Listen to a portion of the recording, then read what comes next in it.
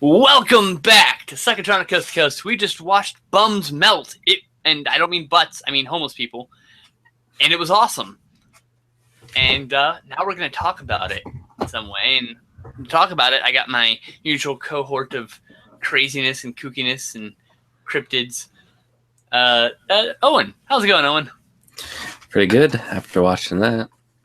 Yeah, well, I mean, it gets off to a slow start, but, it really gets going when it gets going. So, why don't you, do you remember much about the film? Most of it, I think. All right. Well, I remember the beginning pretty clearly because I've seen it 4 times now. I have seen this movie, attempted to see this movie all the way through 4 times, my 4th and final time. Once power went out, once I had to go do something and had to turn it off, and the other time was earlier this year when I fell asleep watching it. And always intended to get back to it. And I decided, you know what? I'm going to do it for Psychotronic Coast to Coast because it's perfect. And before the show, not as perfect as the movie. And then I'd be forced to watch the whole thing. And it would be early enough that I'd watch it, and I'd watch it with a companion. So if I hated it, I could shit on it, like things like that. Anyway, so the movie starts. You got a random bum who the movie starts with this guy who owns a liquor store who's a cheapskate piece of shit, looking through his basement and finds a 30-year-old box of Tenafly Viper, the cheapest hooch you've ever heard of, and and he takes it upstairs and sells it for $1 to a bum, who drinks some while in a porta potty and promptly melts into the fucking toilet. It's pretty fucking rad. It's actually a latrine of some sort, not a porta potty, with a pull handle. So it's this scene, this part right here. This art's so cool. Part of that was right. Oh, okay. Correct me where I'm wrong. The main guy, the bearded, long-haired bum, I don't remember his name, he steals a bottle. And then the guy that ended up drinking it stole that from him, knocked him out and stole it. Fred, I think is his name. The other kid was Kevin, right? So yeah, it was Fred. Okay, well there you go. Fred, protagonist bum. Yeah, he steals the bottle, and then the other bum knocks him out and takes it. Yeah, the douchebag bum. Or a douchebag bum, I should say. And then he drank it and melted into the toilet. Yes. Okay, there we go. So this film is from a genre known as melt movies. Of which there's like 4 other movies. We've watched one of them, The Stuff, and we're probably going to end up watching Slime City and Body Melt at some point, just because they're right up our alleys. I'm trying to remember the melt scene and stuff. It's when he like crushes down because he's all hollow and shit inside. I guess. And it's Incredible Melting Man. That's what I was thinking of. And there's a segment in from Masters of Horror called "We All Scream for Ice Cream," which also is a melt movie. It's a very small genre, and there are ancillary films like The Stuff's not like 100% pure, but it has body melting. It's like internal melting, right? The Blob remake has a guy like slowly deteriorate in the blob thing, and then like there's kind of like some oozy melty things happening with society, right? So there's several like half melt movies. There's the Slime City, Street Trash, Body Melt. Those are the big 3. And Incredible Melting Man. Would those are the big 4. One of the Indiana Jones count? Yes, technically Raiders of the Lost Ark has a melting guy. Yes, it's one of those halfies. It's not really a horror movie. It's not really, doesn't match any of the other movies. But yeah, technically it's a melt movie. I mean, only in the very strictest tense. Yeah. Nobody you're talking would actually consider that, obviously. I know the scene you're talking about from The Stuff, but I thought he more exploded. I think he just kind of cracked open. You melt from the inside, turn into the stuff. So yeah, that's just like the little primer in Street Trash. It's an interesting little low budget, like really low budget film. And it's fucking awesome. Okay, all right. I'm gonna stop babbling. Take us on the next step. Another bum melts too. I don't remember the setup. He melts, drips down onto a businessman. Oh yeah, and the businessman who gets his face ripped off or melted off is Roy Frumks, who's the writer of this, and also did the documentary Meltdown Diaries, which is the reason why you should get this release. Meltdown Memoir, excuse me. Yeah, fantastic doc. I don't know if the cop was there earlier, but this was kind of like, I think he was there earlier, but this was kind of one of his more bigger introductions where he's just watching the guy melt, and this woman's like, "Why don't you do anything?" And he just yells like sexist shit at her. There's a bunch of guys, and there's a bunch of guys going like, "Oh!" And what? the guy who plays the cop is actually a former New York police cop, actually. Although no, he was great because he would just like grab people and like smack them around and yell at them and fucking swear at them. Yeah, it's pretty rad. He's a pretty interesting character. There was just like in the middle, there's just a lot of stories going around. There's like this ensemble film almost, you know? Yeah. There's the Asian woman that works at the junkyard with the fat sexist boss. Oh, that guy. At one point tries to rape her, but she still comes into work the next day. Like it was no big deal. That was Wendy was her name. She's been helping the brother of the main bum, who he has the hots for, which comes into play later as well. Oh yeah, so that's happening. At one point, the brother does. The main bum has sex with this random girl who ends up being a mob boss's woman. And then she gets gang raped by and killed by a bunch of homeless people. Yeah, and then the fat boss that was trying to rape the Asian girl has sex with her dead corpse. Oh, it's so fucking weird. Like, what the fuck? It is a horror comedy, kind of horror. It's body horror. It's not a strict horror film though. Yeah. Yeah, there's a lot of storylines, and then there's the black guy who loads a bunch of chicken into his pants and runs out of a fucking store and he gets caught. That fucking guy. He walks straight through the glass door. Oh god. Man. This movie has a lot of really great moments that just when you go back and talk about it, like, how was that in this movie? Like, it's so random. Such random scenes sometimes. Just, yeah. You know, during all this, the cop's now trying to solve the murder of that guy's girlfriend.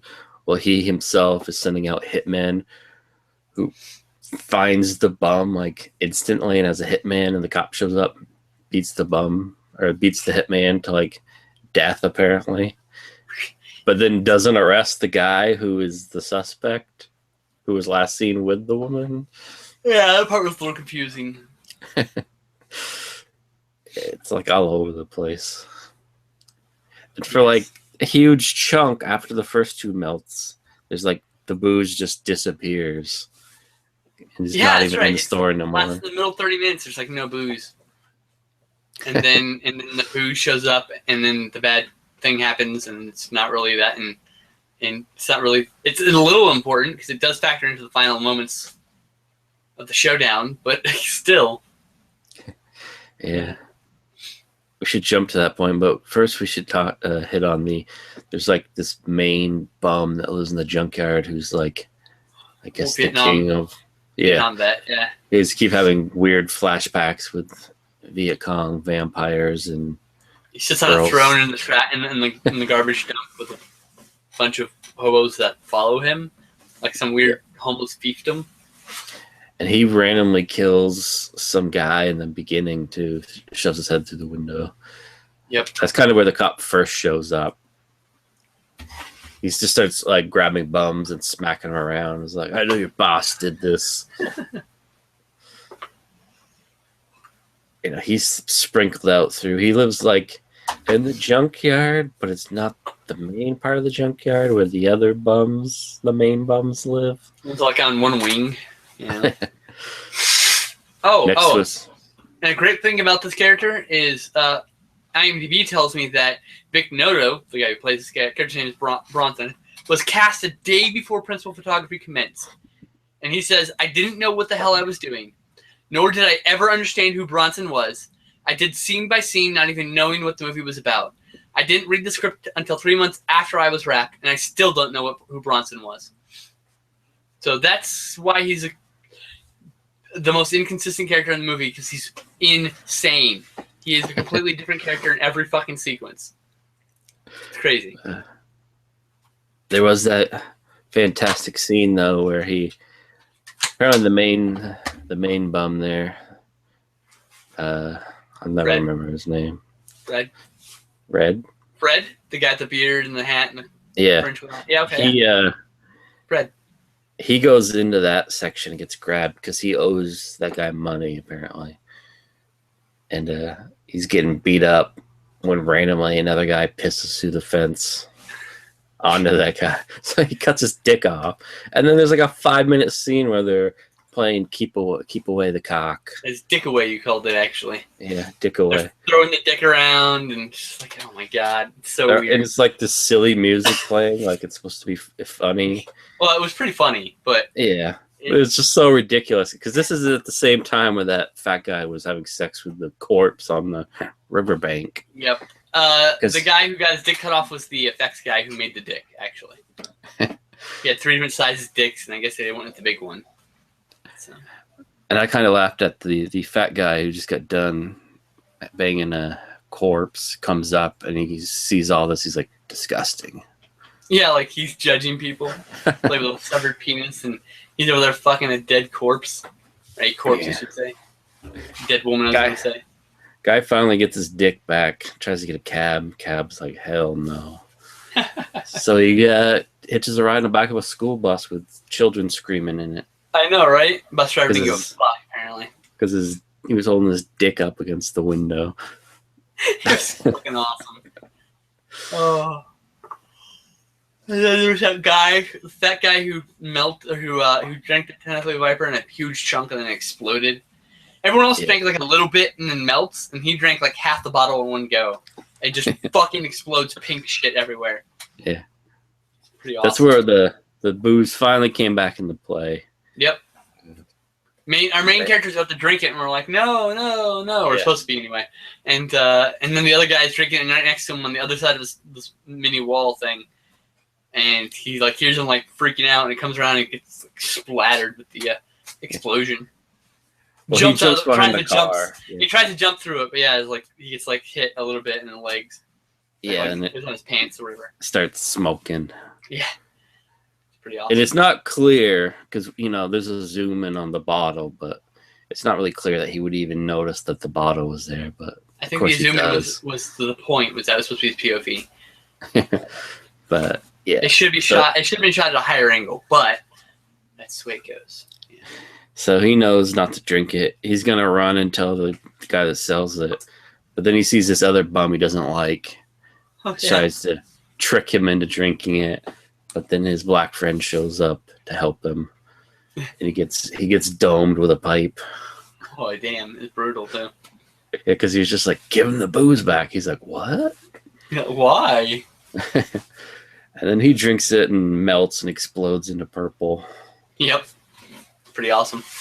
All the body melts in this are pretty fucking funny and fun and awesome and gross.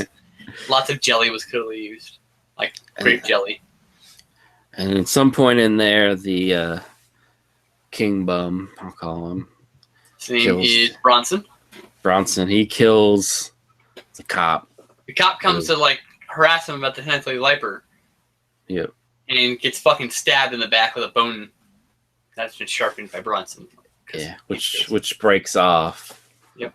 And they keep smacking it. And he ends up actually choking him to death. And then he pisses on him, because why not? Hey, that one guy got beat up in the got killed in the bathroom and got thrown up on, or got knocked out and thrown up on. That was the cop, too. Yeah, the cop knocks this fucker out in the bathroom. His face is in the urinal, and he puts his finger down his throat and throws up on him, and then flushes the toilet and walks away. For no fucking reason. Like, what the fuck? Holy shit. I can't believe we just fucking watched that happen. But yeah. So then there's a scene where his guys bury the cop. Bronson finishes off his booze, and one of his goons hands him their Viper. He goes to drink it, but his weird woman comes out, steals it, drinks it, and she melts, kind of deflates like a blow-up doll. She like falls against the hood of a bus, a ruined bus, and like deflates like a pop balloon, like, and her skin's just hanging off the front. And if shit wasn't crazy already, randomly the homeless kid slides his hand up the Asian girl's skirt, and apparently she's into a little it. bit, though. So to be fair, there was a little flirtation going on throughout the movie. Just a little bit. Her story was that she got hit so hard on a bumper car that she swallowed snot. No. Throughout the movie, like they're like, eyeing each other. There was some flirtation throughout the movie, and then she tells a funny story about the time she had accidentally swallowed all her snot instead of blowing her nose. And he was like, "You want to fuck her?" That was it. I'm gonna slap. Like, she'll swallow anything, really? And she's about to blow him because she'll swallow anything apparently. And Bronson flips the fuck out because he saw them go in, and he doesn't like that, and he goes after poor what's his name, Kevin. Yeah, he just completely doesn't even just brushes off the fact that his woman just melted. So Kevin and Fred are brothers, are Hero Bum, all right? Kevin is his young brother, and they live in a tire hut, which is pretty rad, actually. So now there's like this whole chase scene between him and the kid. Bronson wants him dead because apparently he wants the Asian girl. I suppose. I guess. Yeah, his other woman's dead, so he needs a new woman, right? This whole chase scene, kills some random guy who's just hanging out in the parts. God. Yeah. With his new bone knife, which is the cop's leg. Yes, it is. And then the brother Kevin shows up, yeah, and says, or sorry, Fred shows up and tells Kevin to duck and throws a bottle of Tenafly Viper, which was supposed to be going for his chest, but like missed and hits part of his face. Yep. So his part of his hand and face were starting to melt, and he started flipping out and getting even more scary, angry. Grabs Fred and starts like fucking choking him, and then picks him up like he's gonna body slam him. And then what happens? The brother was knocked down, and he knocked over the big old tank. I forget what you call it. Acetylene tank. Yeah. Some compressed air type. I assume it's acetylene. It's like a machine shop, so it's probably for torches. Yeah, that makes sense. But as soon as I saw it, he's gonna totally break the end off and shoot and like, a rocket. I don't think they had the budget for that. Sure enough, they had the budget for that. Oh, it was glorious too. Dude, just describe what happened. Goes right through his chest, neck, and head. Blows it clean off. You see the head flying in the background. It's pretty rad. Yeah, it's the chest like shoots water and blood out of the top. It starts to shoot water, and then blood starts shooting out of it. You'll notice there's like some water. You're like, what? Oh, there's the blood. Okay. They weren't pushing hard enough on the plunger, I think. The head lands, and the eyes were still moving. I thought it was just gonna be that one shot where the eyes like moved and the mouth was moving, and then like the Asian girl runs over to Kevin, and I thought she was just gonna haul off and kick the head because she was running at the head in slow mo. But she just steps over it, so the head that apparently is still alive for a certain amount of time, as you said, gets to peep her vag because she's not wearing any panties. We get the worst shot in the entire movie, and a subjective shot of the severed head looking up her skirt, which is the weirdest thing ever. Like the only thing like that is really fucking pointless. Everything else was fucking hilarious, and I felt that was too far. But that's just me. That's fine. And it doesn't ruin the movie. It's like a 2-second shot. Like, oh, that's kind of fucked. But the movie's kind of sleazy to begin with. So what do I expect, right? It's all right. It's not a big deal. We should expect these things from these kind of movies. And then it's just smash end to the title. We also forgot during the credits, the guy who why was he being tortured?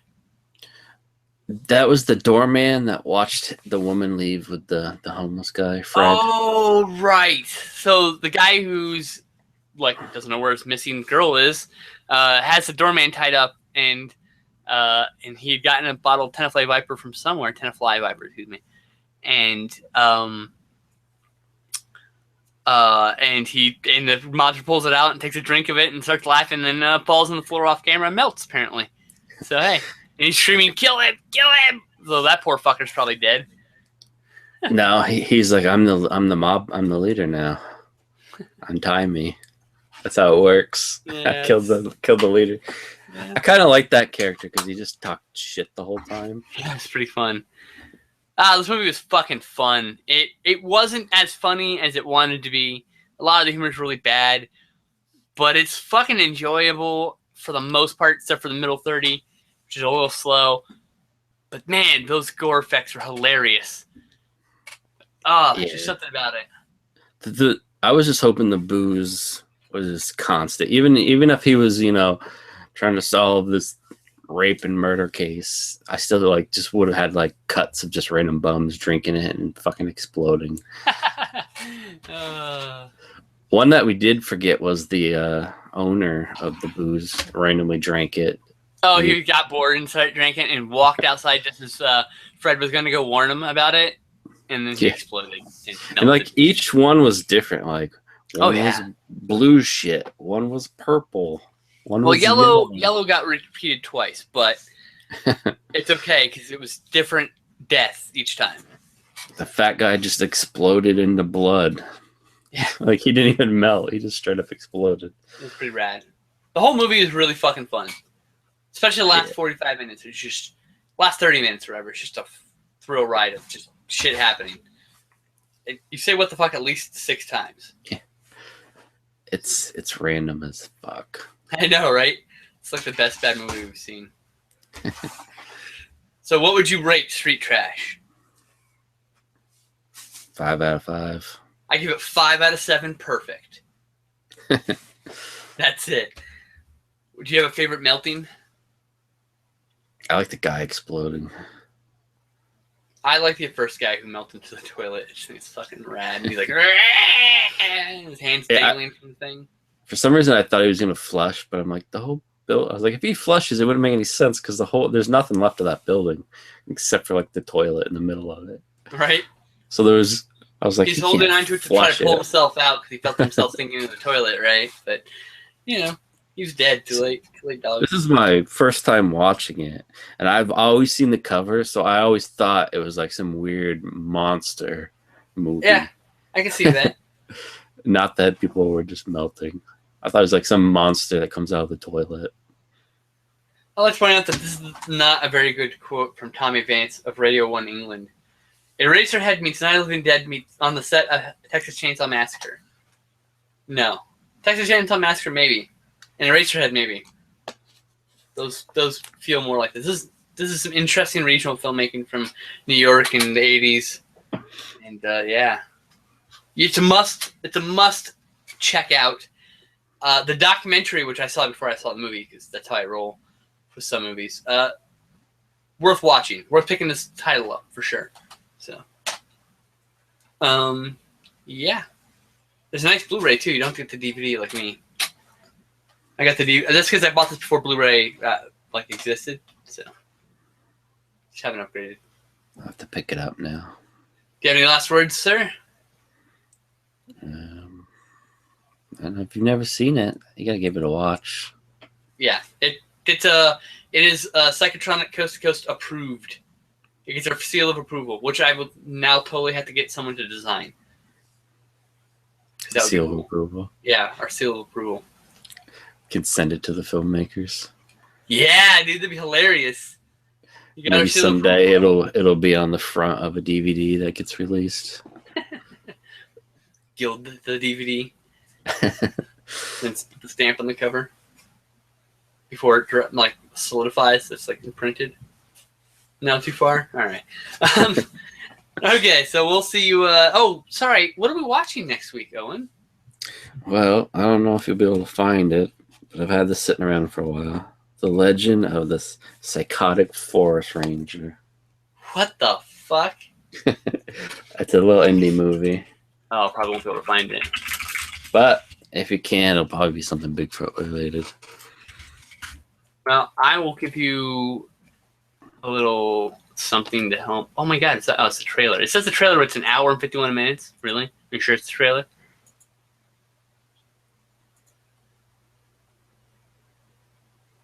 Hold on, I think I just found the movie for free on YouTube, of all places. It's from 2014. It's 80 minutes long.